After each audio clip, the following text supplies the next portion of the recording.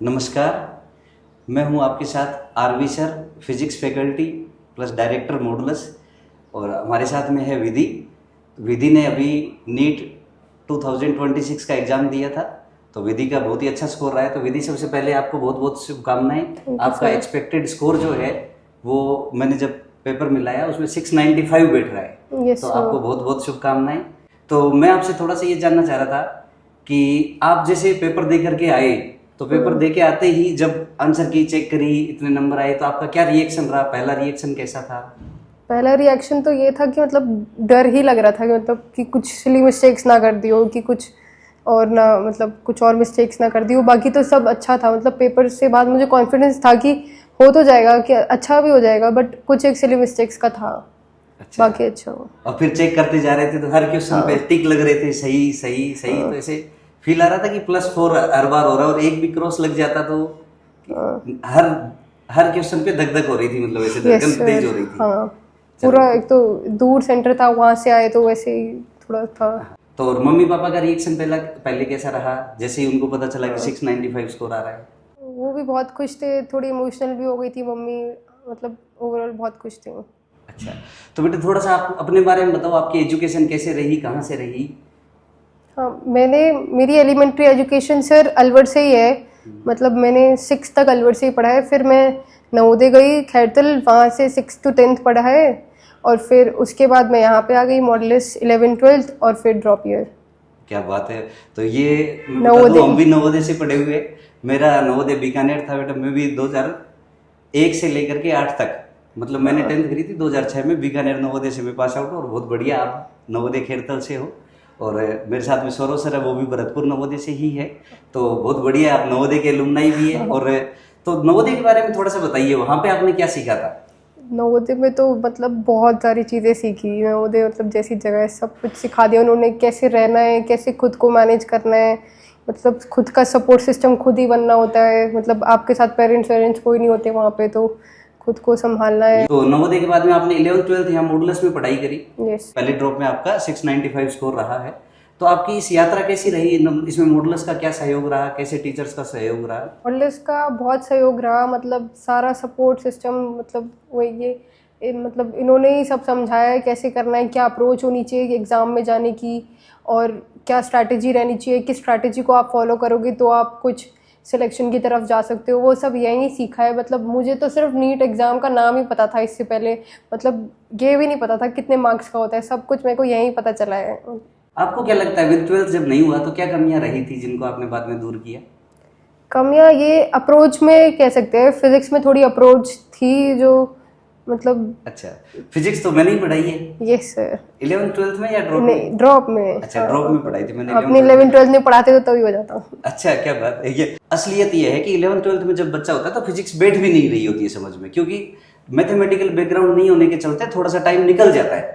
तो हम एक टाइम निकलने के बाद में फिजिक्स कोई भी टीचर सिखा भी नहीं सकता। ये मतलब मैं फिजिक्स वालों की तरफ से नीट के बच्चों से माफी मांगना चाह रहा हूँ एक तरीके से, क्योंकि चाहे टीचर उसके बाद में इंटेंशनली कितना ही पॉजिटिव हो जाए, पर अगर आपका बेसिक मैथमेटिक्स वाला बैकग्राउंड अगर वीक रह गया तो उसके बाद में सिखाना बड़ा भारी काम हो जाता है। फिर दूसरी जो समस्या टीचर में मतलब मैं समझता हूँ, और मैंने पढ़ाते हुए भी फील करी थी, कि फिजिक्स को जो नीट का बच्चा होता है वो याद कर लेता है, और हमें ये बड़ा जोर आता है कि आप याद मत करो। और मेरा भी जैसे मान लो मैथमेटिकल बैकग्राउंड है, तो हो सकता है मैं नीट वाले बच्चों को थोड़ा सा कम समझ पाता हूँ उस एंगल से, कि वो लोग फॉर्मूले को याद करके वैल्यू पुट करना और उसी तरीके को प्रीफर करते हैं। और मेरे को थोड़ा सा वो अजीब लगता है कि आप फॉर्मूले में वैल्यू डालने की बजाय उसका प्रॉपर अप्रोच समझो, कॉन्सेप्ट समझो। तो ये आपको जब मैं पढ़ाने लगा था आफ्टर 12th, तो पहले कैसा फील हुआ था, क्या डिफरेंस था? पहले तो यही लगा था कि मतलब इतनी जल्दी चेंज नहीं हो सकते सर। मतलब कंपेयर भी कर रहे हैं तो फिर बहुत एक्सपेक्टेशन तो थी उनकी भी। फिर धीरे धीरे समझ में आया कि हाँ, कॉन्सेप्चुअली होना मतलब बहुत ज़्यादा इंपॉर्टेंट है नीट के लिए भी। अगर आपको अच्छा स्कोर चाहिए तो मतलब आपकी कॉन्सेप्ट बहुत स्ट्रांग होनी चाहिए। और आपके नोट्स तो मतलब बहुत ही कंसाइज होते थे। आप जब भी कोई क्वेश्चन होता था कि आप तुमने नोट्स अच्छे से नहीं पढ़े, नोट्स में ही लिखा है ये। नोट्स के अंदर सारी बातें होती है, हाँ। खैर वो तो है ही।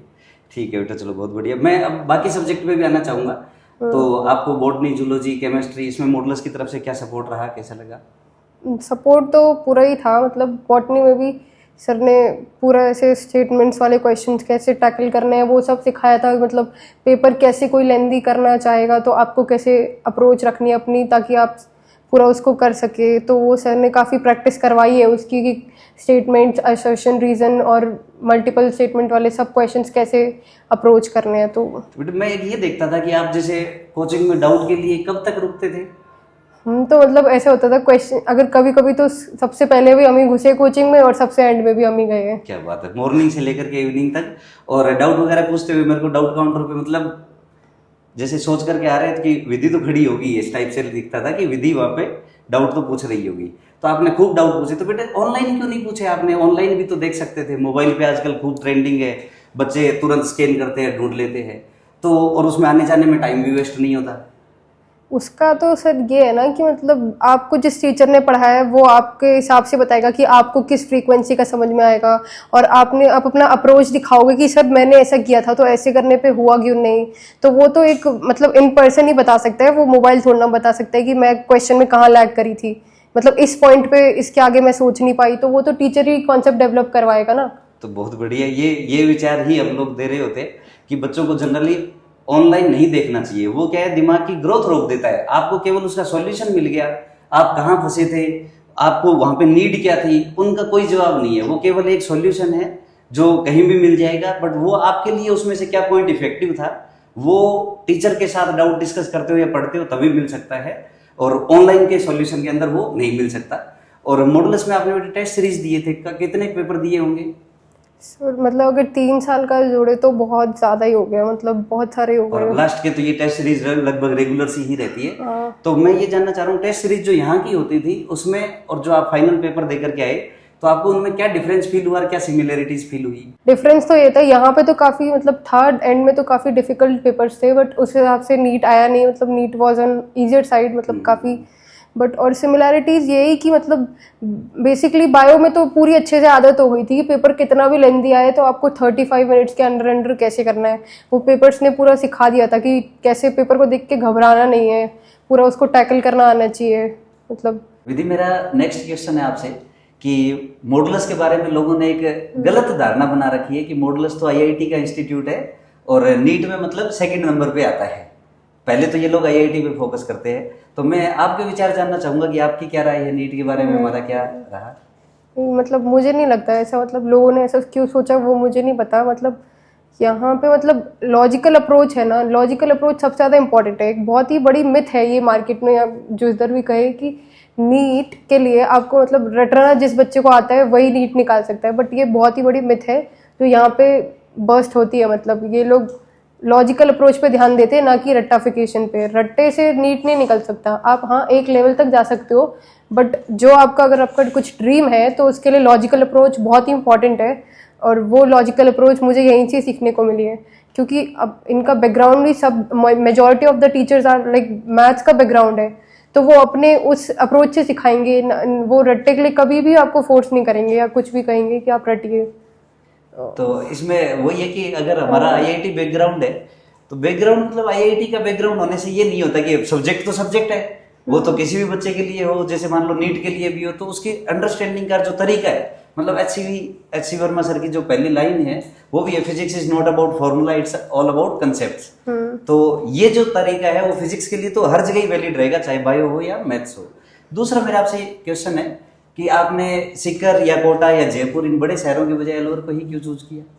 सर ये इसमें मैं ये कहूँगी कि एक ट्रस्ट फैक्टर था, मतलब स्टार्टिंग से ही, कि आप लोग का भी नवोदय से बैकग्राउंड है, तो वो एक वो मतलब बॉन्डिंग थी, मतलब पहले से ही। मतलब नवोदय वाले सबको आपको पता ही है एल्यूमिनी कल्चर वहाँ का कैसा है, तो एक तो वो रीज़न भी था। बाकी एक पेरेंट्स को भी था कि मतलब यहीं पे रखते हैं अब इसे, मतलब इतने साल बाहर थी घर से, तो वो भी। और बाकी जब आपको इतना अच्छा फैसिलिटी यहीं पे मिल रही है तो बाहर क्यों ही जाना। मतलब एक मेंटल सपोर्ट जो इस जर्नी में चाहिए होता है वो पेरेंट्स देंगे, और अगर आपके लिए पास में ही आपको एक इतनी अच्छी अपॉर्चुनिटी है तो फिर ज़बरदस्ती घर से दूर रह के क्यों करना। भरतपुर नवोदय से भी एक अमित बच्चा था, उससे पहले भी अपने नवोदय से कई सारे नीट में आईआईटी में बच्चे सिलेक्ट हो रखे हैं। तो मैं वही कहूंगा कि आप एक बार को जैसे इंस्टीट्यूट पे भरोसा करें और भरोसा करने के बाद अपने टीचर्स के ऊपर विश्वास करें और हर चीज का उनसे डिस्कशन करें, क्लास में पूरी पंक्चुअलिटी दिखाएं, डेली रेगुलर कंसिस्टेंसी, जो एक नॉर्मल बच्चे में गुण होते हैं। और सबसे जो मेन चीज है रेगुलर होमवर्क करना, उनका टीचर से बात करना, डिस्कशन करना, पूछना। अगर आप ये सारी चीजें करते हो तो आप 100% नेक्स्ट ईयर डॉक्टर बन के निकलोगे। तो आप मॉडुलस पे जरूर भरोसा करें और पहुंचे। और विधि आपको अगेन शुभकामनाएं। Thank you sir.